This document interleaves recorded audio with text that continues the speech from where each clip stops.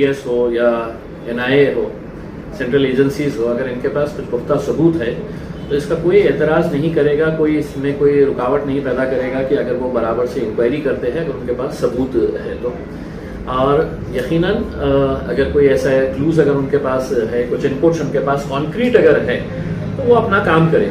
लेकिन मैं एक बात ये भी बताना चाहता हूँ कि इससे पहले जब भी कोई इस तरह के नौजवान लड़कों को अरेस्ट किया गया है, अदालतों ने कई सालों के बाद उन्हें बेकसूर साबित करके छोड़ा है। उसमें मैं उदाहरण के तौर के ऊपर अगर आपको बताऊं तो मालेगांव के जितने भी लड़के गिरफ्तार किए गए थे उनको 10 साल के बाद, 10 साल वो जेल के अंदर रहे, प्रोफेशनल लड़के थे, उनको 10 साल जेल में रहने के बाद है तो फिर अदालत ने उनको बेकसूर साबित करके जेल से रिहा किया।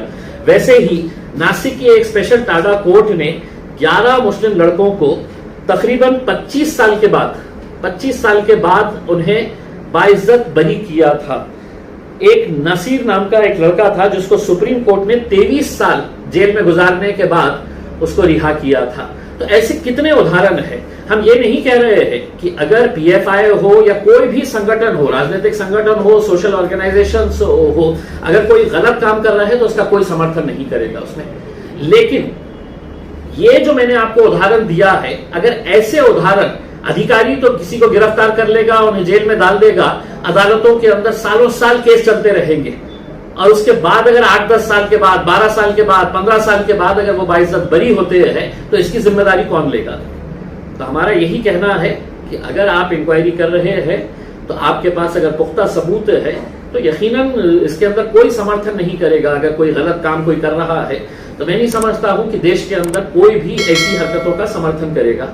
लेकिन महज इस बुनियाद के ऊपर अधिकारी को ऐसा लग रहा था, उसने ऐसा सुना है, अदालत एविडेंस मांगती है, अगर वो एविडेंस उनके पास है तो दिखाइए, बताइए उसके।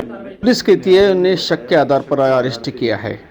देखिए, शक के आधार के ऊपर तो फिर बहुत सारों को भी आप गिरफ्तार कर सकते हैं। अदालत जो है वो आपसे एविडेंस मांगती है और अगर आपके पास एविडेंस है तो हम भी आपको ये कह रहे हैं कि कोई उसके अंदर रुकावट नहीं लेकर आएगा। लेकिन एक तरह का ऐसा दहशत का माहौल तैयार कर देने का कि NIA की एजेंसी आ रही है, स्टेट की ATS एजेंसी काम कर रही है, आतंक के मामले में किसी तरह का कोई समझौता नहीं हो सकता है, चाहे वो कोई भी हो उसमें। लेकिन हम, जैसा मैं आपको कह रहा हूं कि अदालत को एविडेंस बताना पड़ेगा उन्हें कि ये हमारे पास कॉन्क्रीट एविडेंस मिला है, उस बुनियाद के ऊपर हम ये गिरफ्तारियां कर रहे हैं। आप करिए, आपकी कार्रवाई है, आपकी जिम्मेदारी ही यही है। आपको यहाँ पर नियुक्त इसीलिए किया गया है कि इस तरह की कार्रवाइयों को रोकने के लिए उसमें।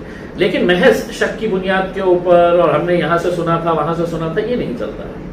जलील साहब, सोलापुर और औरंगाबाद पूरे महाराष्ट्र से बहुत सारे बच्चों को कल रात से ही अरेस्ट किया गया है, इसके मुताबिक क्या कहना चाहते हैं? देखिए, हम इसके बारे में इस वजह से कुछ नहीं कहेंगे कि अगर NIA और महाराष्ट्र स्टेट की ATS अगर ये कर रही है, मेरा सिर्फ एक सवाल है। अभी मैंने कुछ देर पहले दिलीप वळसे पाटील साहब जो महाराष्ट्र के गृह मंत्री थे, उन्होंने कहा है कि NIA के पास कुछ एविडेंस हो सकता है करके। तो क्या महाराष्ट्र की ATS, महाराष्ट्र की इंटेलिजेंस, महाराष्ट्र की पुलिस इतने साल सो रही थी आपके अंडर में? आप महाराष्ट्र के गृह मंत्री थे, क्या ये आपका इंटेलिजेंस फेलियर नहीं है महाराष्ट्र का कि आप फौरन है तो ये कह रहे हैं कि नहीं हमारे नहीं उनके पास था करके? तो फिर आप बंद कर दीजिएगा यहाँ की इंटेलिजेंस एजेंसीज को, यहाँ के जितने भी आपके जो गुप्त वार्ता करने वाले लोग होते हैं, CID होती है, इनको सबको खत्म कर दीजिएगा उसमें।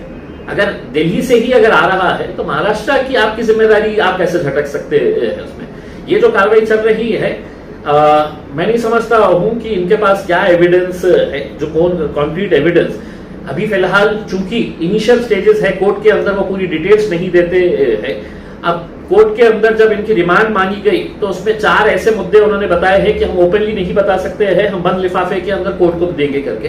तो वो क्या चीज है वो बताना चाहिए उसमें, और बताकर है तो ताकि उनके भी परिवार वाले हैं, उनके भी लोग हैं, उनको ये पता चलना चाहिए कि ये सही था, ये गलत हो रहा है करके। टेररिज्म का भी नाम लिया जा रहा था। देखिए, टेररिज्म के मामले के अंदर कोई समझौता नहीं हो सकता है, हमने आपको साफ बताया है। वो टेररिज्म के फंडिंग है, पैसा कहाँ से आ रहा था, क्या हो रहा था करके, ये इन्वेस्टिगेशन का भाग है उसमें।